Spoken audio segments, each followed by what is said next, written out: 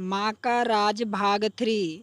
माँ हर महीने उसके घर जाकर किराया देकर आई थी, मगर फिर भी वहाँ ऐसी बात कर रहा था जबकि ऐसी बात करने का कोई मतलब नहीं था, बताना था।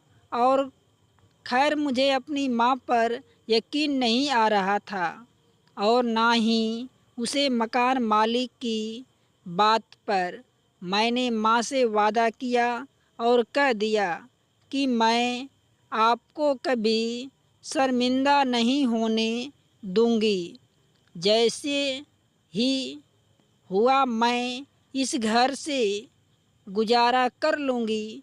माँ ने मेरा माथा चूमी और मुझे बहुत सारा प्यार करने लगी और कहने लगी, बस शिवानी, अगर हम लोग यहाँ पर कुछ साल और रहे तो हमारे पास इतना सारा पैसा इकट्ठा हो जाएगा।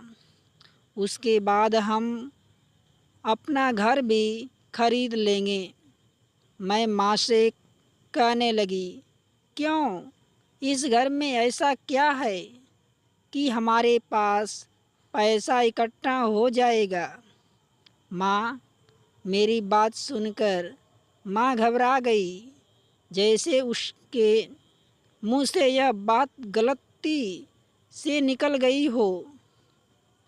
उन्होंने मुझसे कहा कि कुछ नहीं बेटी, तुम अपनी पढ़ाई पर ध्यान दो। माँ यह बात कर चली गई थी, लेकिन मुझे अजीब सा महसूस होने लगा था। थोड़ी देर बाद माँ ने उससे में पर्दे की दीवार से लगा दिया और फिर दूसरे किरायादार आकर हमारे ही घर में रहने लगा। अब हमें आधे घर में रहते थे, जबकि इससे पहले मैं पूरे घर में घूम फिर रहा करती थी। लेकिन अब माँ मुझे सख्ती से मना कर दी थी कि अब तुम सीधे ही कॉलेज से अपने कमरे में घुस जाया करो। अपने कमरे से बाहर मत आना। खाना भी खुद बनाकर मैं तुम्हारे कमरे में लेकर आ जाऊंगी, क्योंकि अब हमारा किचन भी एक होगा। वह नए किरायादार की पत्नी भी मेरे साथ ही इस किचन में खाना बनाया करती, तो इसलिए तुम कमरे से बाहर मत आना और ना ही किचन में जाना। अगर तुम्हें पानी चाहिए तो मैं तुम्हें लाकर दूंगी, तुम बस अपनी पढ़ाई करो। फिर जब तुम पढ़ लिख कर अच्छी डॉक्टर बन जाओगी तो मेरा भी सपना पूरा हो जाएगा। माँ की इस बातों से मुझे नई हिम्मत मिली थी। मैं रोज़ की पढ़ाई पर ध्यान देने लगी थी, मगर माँ का व्यवहार बहुत बदला हुआ सा लग रहा था।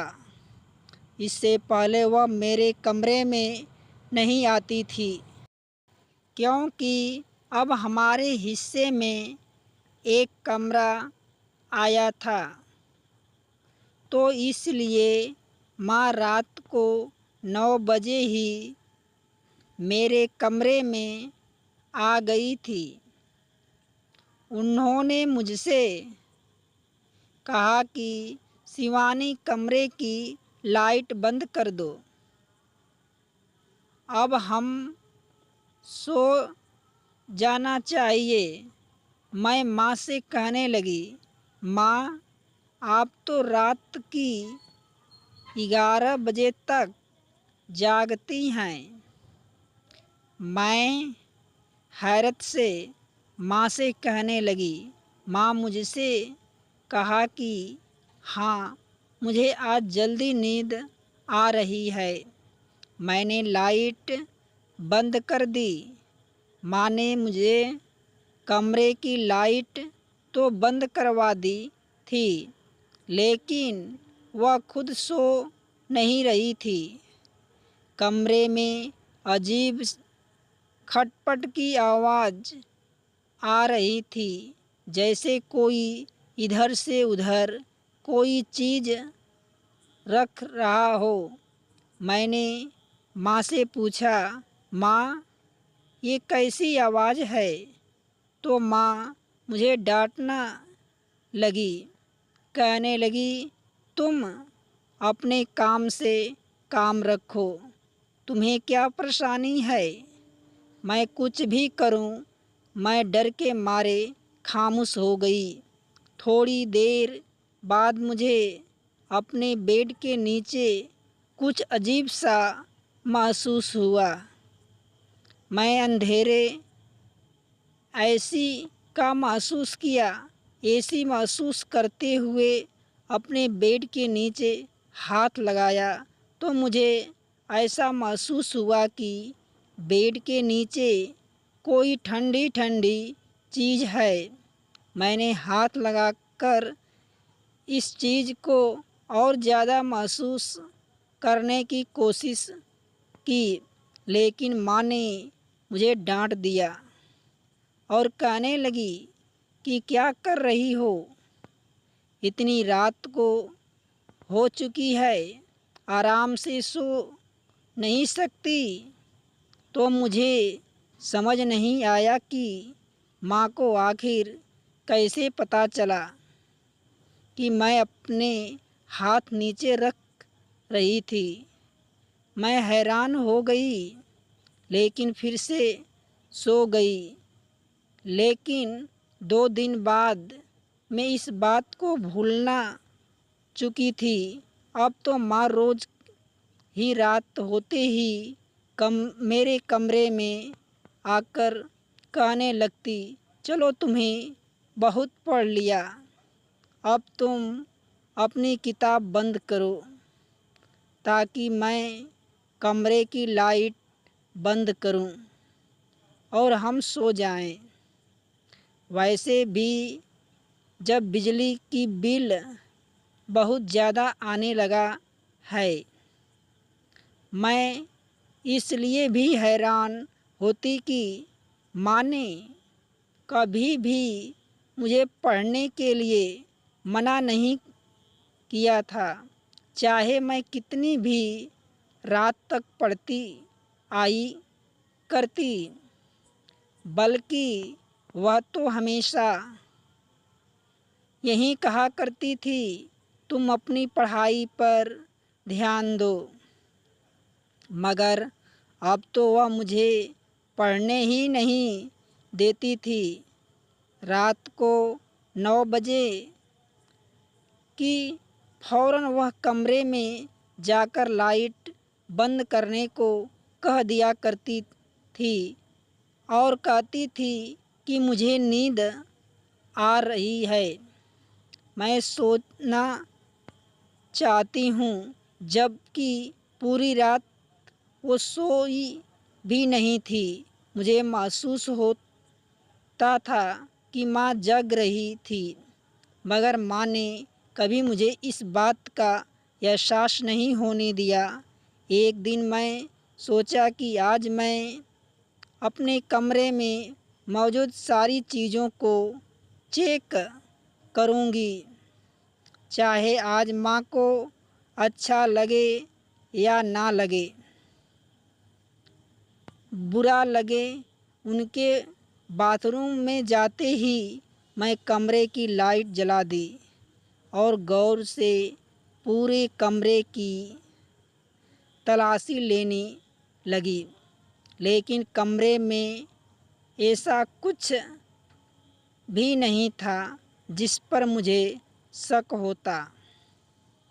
लेकिन फिर मुझे याद आया कि मेरे बेड के नीचे कोई ठंडी ठंडी सी चीज़ होती है। फिर मैं अपने बेड के नीचे चेक किया, मैंने देखा कि बेड के नीचे एक बड़ा सा बैग था। मैं उस बैग को खोलने ही वाली थी। इतनी देर में माँ बाथरूम से वापस आ गई। मैं जल्दी से कमरे की लाइट बंद की और बेड पर जाकर लेट गई। लेकिन अब वह हमें दिमाग में बार बार उस बैग को खोलने का ख्याल आ रहा था। सुबह होते ही जब माँ कमरे से बाहर गई तो मैं उस बैग को खोलना शुरू कर दिया। मैंने बैग को खोला तो उसमें छोटे छोटे पैक रखे हुए थे। एक पैकेट को खोल उसमें देखा कि उसके अंदर कोई सफ़ेद सफ़ेद सा पाउडर था, जिसको देखकर मैं समझ नहीं सकी यह क्या चीज़ है। मगर मैं मेडिकल स्टूडेंट थी, इसलिए मैंने सोचा कि इसके बारे में पता ज़रूर लगाऊंगी। आखिर इसमें क्या है, यह क्या चीज़ है। बैग में से एक पैकेट मैंने निकाल लिया और उस पैकेट को कॉलेज लेकर चली गई। उस पैकेट में क्या था मैं नहीं जानती थी। मैं जाकर वह पैकेट अपने टीचर को दिखलाया। मेरे हाथ में वह पैकेट देखते ही वह चौंक गए और कहने लगे कि यह तुम्हें कहाँ से मिला है। मैं उनके अंदाज से समझ गई थी कि मेरे हाथ में जो चीज़ है वह कोई मामूली चीज़ नहीं है। मैं टीचर से कहा, टीचर जी, यह मुझे बाहर से मिली है। टीचर ने मेरे हाथ से वह पैकेट लिया और कहने लगे, आइंदा से रास्ते में ऐसी वैसी पड़ी हुई कोई चीज़ मत उठाना शिवानी। तुम जैसे जवान लड़कियों के लिए यह चीज़ बिल्कुल भी ठीक नहीं है। मैंने उनसे कहा, टीचर, आखिर यह चीज़ क्या है। उन्होंने मुझसे कहा, यह ड्रग्स है। जिसने भी यह रास्ते में रखा होगा ज़रूर वह इस चीज़ का नशा करता होगा, वरना कोई आम आदमी नशा नहीं करता। मैं अपने टीचर की बात सुनकर हैरान रह गई और घर जाते ही माँ के सामने जाकर खड़ी हो गई। मैंने माँ की तरफ देखकर कहा, माँ, मेरे बेड के नीचे उस बैग में क्या रखा है। माँ कहने लगी, नहीं तो उसमें तो कुछ भी नहीं है। मैंने माँ से कहा, अब आपका झूठ और दिन नहीं टिक सकता। मुझे पता है उस बैग में ड्रग्स है। माँ ने घबराकर मेरे मुंह पर हाथ रख लिया और कहने लगी, क्या कर रही हो मेरी बेटी, पागल हो गई हो क्या। यहाँ लोग सुनेंगे तो लोग क्या कहेंगे। इसलिए तो मकान मालिक को हम पर शक हो गया है कि मैं यह नशा बेचती हूँ। तभी तो उस मकान मालिक ने इन लोगों को इस घर में रखा है ताकि यह लोग हम पर नज़र रख सकें, और तुम आकर सारा भंडाफोड़ कर रही हो और चीख चीख कर अपने राज उन लोगों को बता रही हो। माँ की बात सुनकर मैं चुप हो गई। मैंने माँ से कहा, मगर माँ, आप ऐसा काम क्यों करती हैं? क्या आप भी नशा करती हैं? माँ मुझसे कहा, नहीं नहीं शिवानी, मैं नशा नहीं करती है। यह एक दवाई है। यह दवाई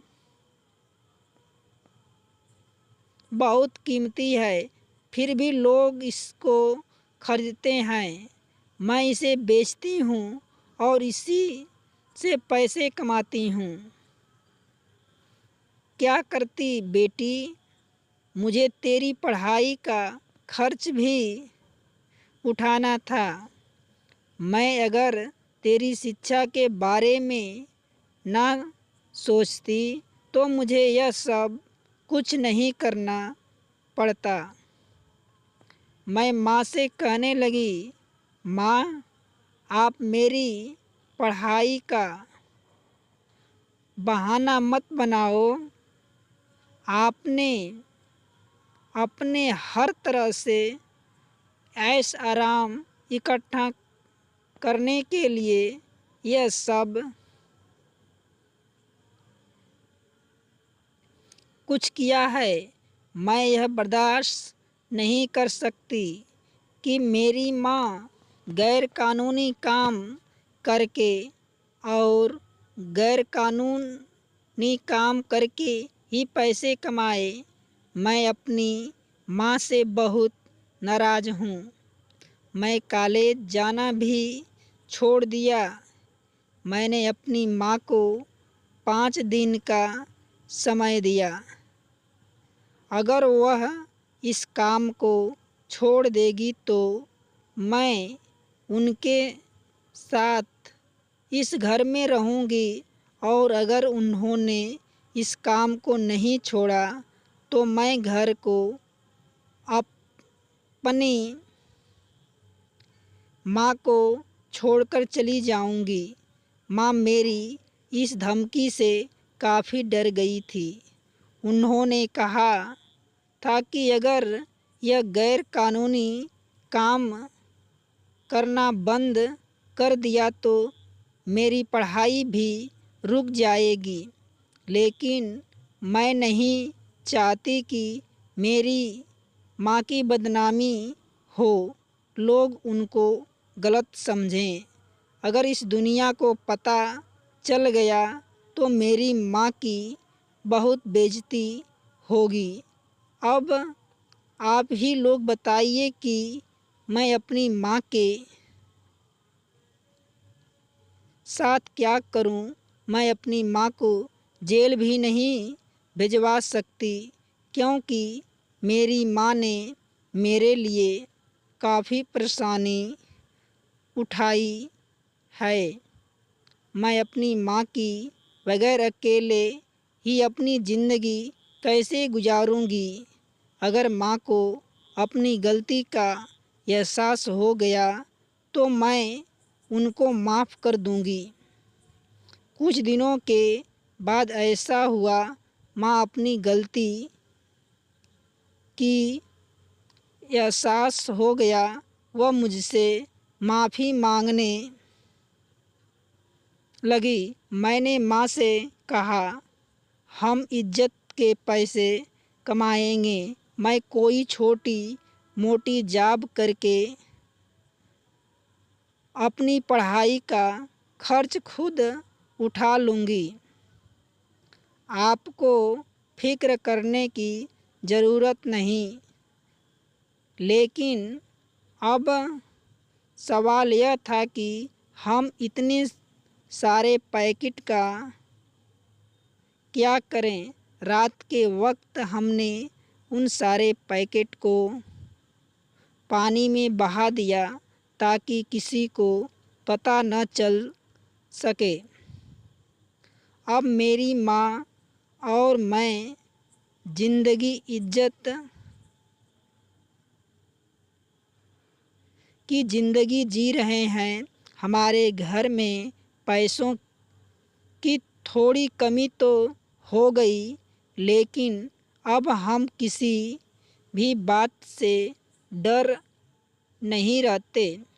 मेरी माँ को भी अब बेफिक्र हो गई कि मैं कुछ समय बाद डॉक्टर बन के अपने घर का हालात